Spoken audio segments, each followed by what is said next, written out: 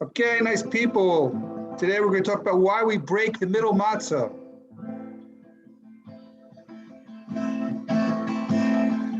Dee-dee-da-da-da. Dee-da-da-da-da. Dee-da-da-da-da-ya-da-da-da-dum. Dee-dee-da-da-dum. Dee-da-da-da-dum. Dee-da-da-da-da. Dee-dee-da-da-da.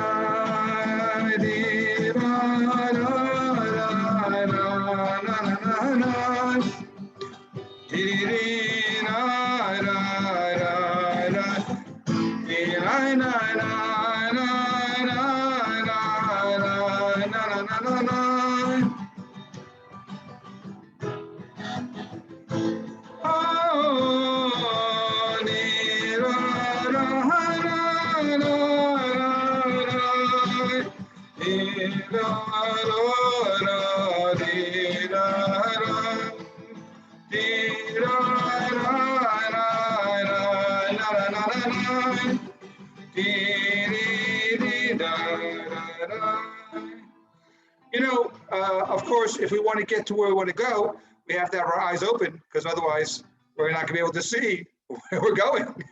Open eyes. Some things you can only see with your eyes closed. Imagine you love someone and you kiss them with your eyes open. Some things you can only see with your eyes closed. Someone gives you the most amazing news. Your daughter is getting married, and you see this person hear the news, they close their eyes because they're seeing it in a very, very deep way. We got free on Pesach night. We know the exact date of our freedom. We know exactly what we ate on the day of our freedom. And of course, you're going through the desert, you got to keep your eyes open. But Israel's the kind of place, if anyone knows anything about Israel, the only true way to see Israel is to close your eyes. Because Israel, what is Israel? It's a dream. It's a dream. And if you want to dream, you have to close your eyes. So we say, Imesh kahachech, Yerushalayim, Tishkach, Tishkach, Tishkach Yemini, Imesh kahachech, Yerushalayim, Tishkach, Tishkach, Tishkach Yemini. If you lose your way in life, okay, you can go to a seminar, you can go to a workshop, you can read a book. There's a lot of things you can do. But you know what you also can do? You can sit down and you can listen. Who was the first Jew to walk to Israel? Everyone knows, Abraham, right? Lech lecha Matzah. So let me ask, all this time that he was walking, what do you think? He was listening to James Brown, Steve Brown, whatever? I don't think so. Was he listening to Avram Fried? I don't think so either. He had a lot of time to listen to himself. Cars are great. Everyone loves their cars. But you know what the modern life has taken away from us? Time. Crazy, right? We think we have so much time. But time to spend with ourselves. Time, and when you spend time with yourself, you can sit down, you close your eyes and say, where am I going? Tidbak leshoni lecheki imlo yeskerechi imlo halet Yerushalayim arosh zifati. Join me.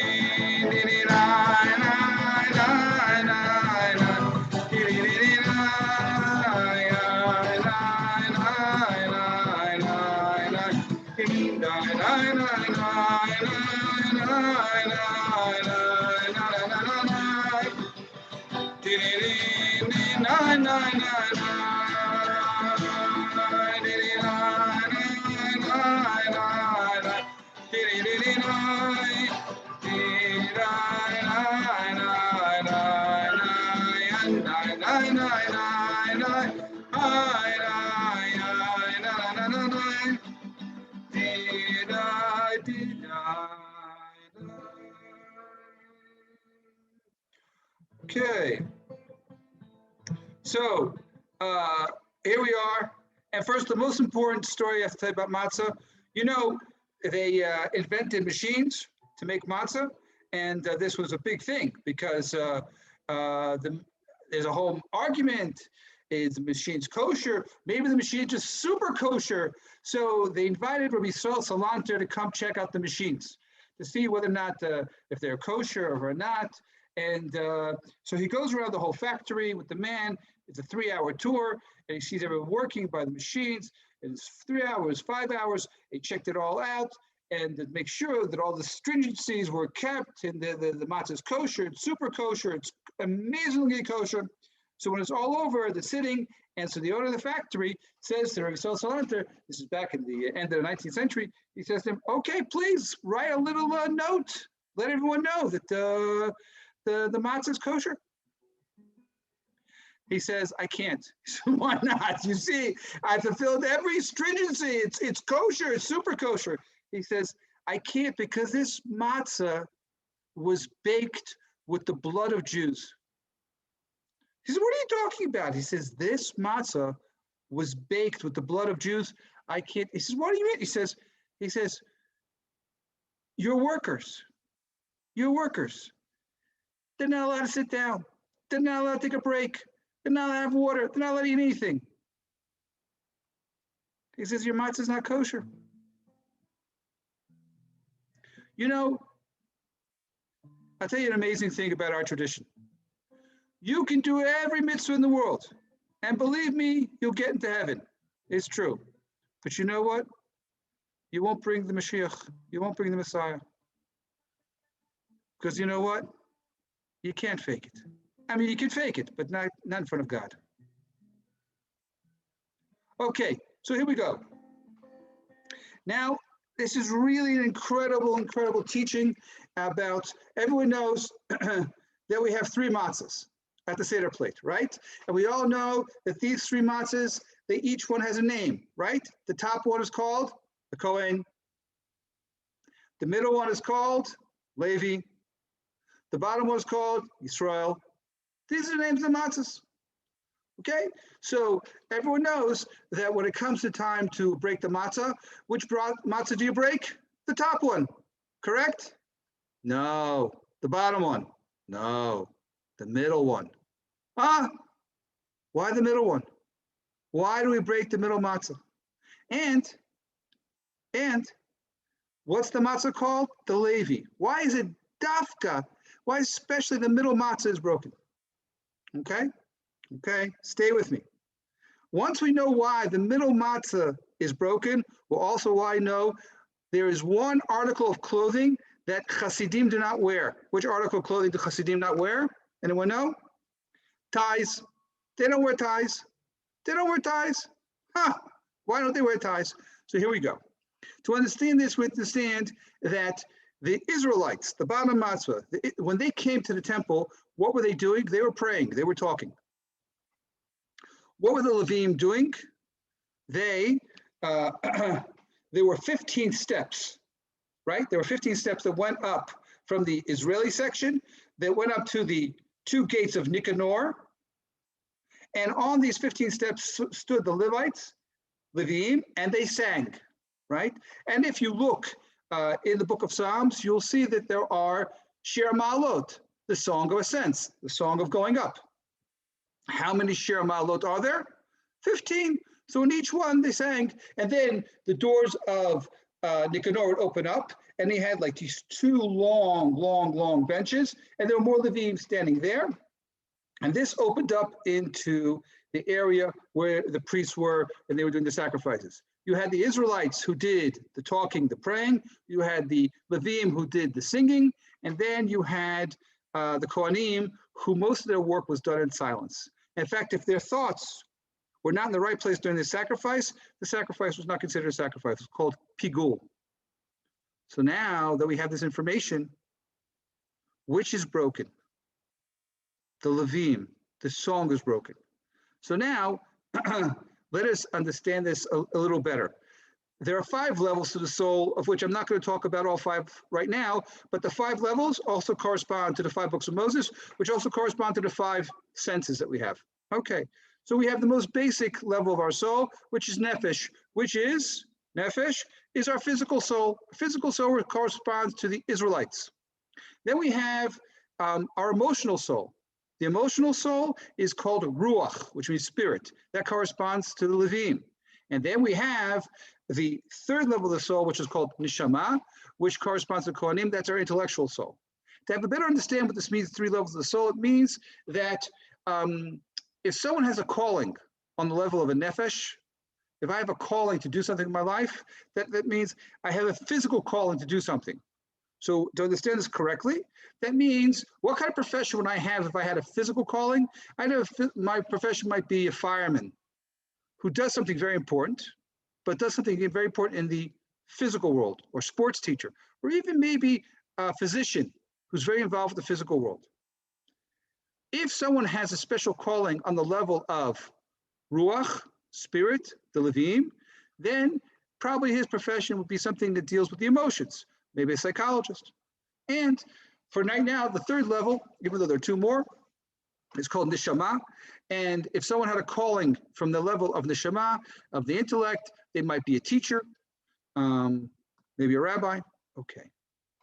So now we have these 3 levels. If we look at these 3 levels on our body, then what we have are basically the bottom half of our body, our torso, is the nefesh. Where we sing, the vocal cords would be our ruach, and our brain would be neshama. Which matzah do we break? The Levim. Which matzah do we break?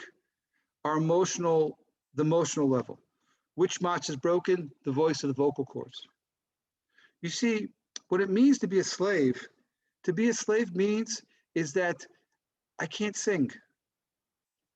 To be a slave means is that I cannot go from my physical life through my emotions to my intellectual life.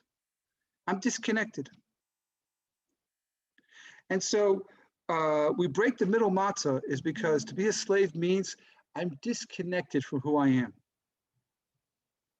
Now let me explain this just a little bit better. What is the big difference between being a slave to Paro or being a slave to God? What's the big difference? You don't like what Paro has to say to you. You don't like what God has to say to you. What's the difference? The difference is the goal. The goal of the servitude of Paro is for people to be quiet, is to be people to be downtrodden, is the person to be like everyone else, for no one to stick out. The goal of the servitude of Paro is to be bent over, to have no voice. Your vocal cords are broken.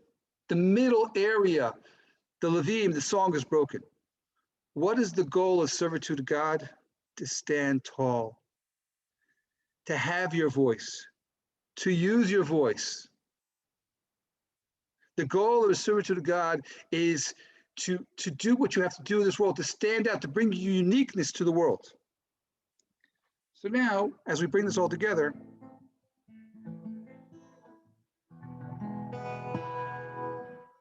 how do you know that you're standing tall? I mean, there's 2 types of ways of standing tall. One way is standing tall. You know why I'm standing so tall? Because I'm standing in other people, so I'm standing very tall. How do you know you're standing in tall? It comes from God. Because you know how to make other people stand tall. You know how to make other people stand tall. How do we make people stand tall? We give them a smile. We lift them up with a kind word. We encourage them. I heard a nice thing that says that good friends remind you that you have wings when you've fallen down. Who is the Jewish people? Who are we? We're the people of hope. What is Pesach all about? It's all about hope. It's all about that we can overcome the physical bounds of this world.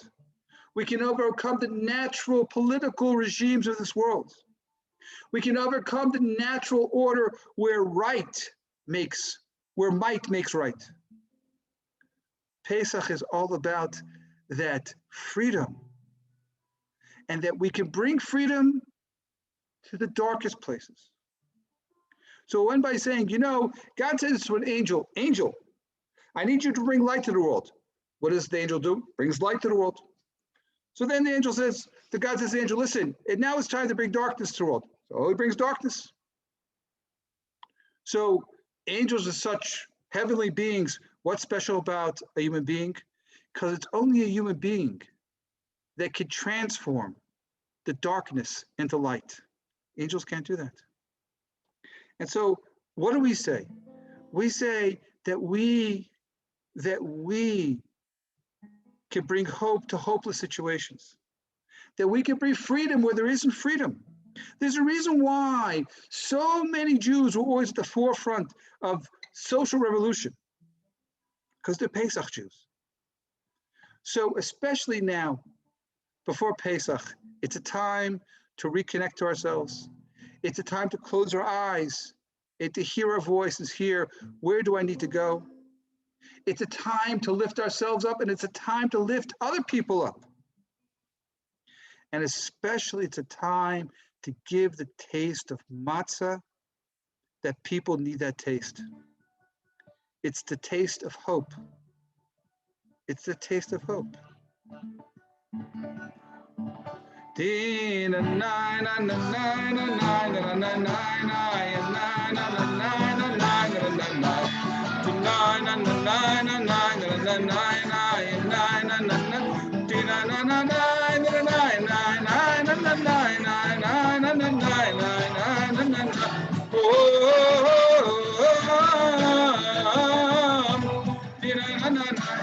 Imagine you're in the darkest place, a place of no hope.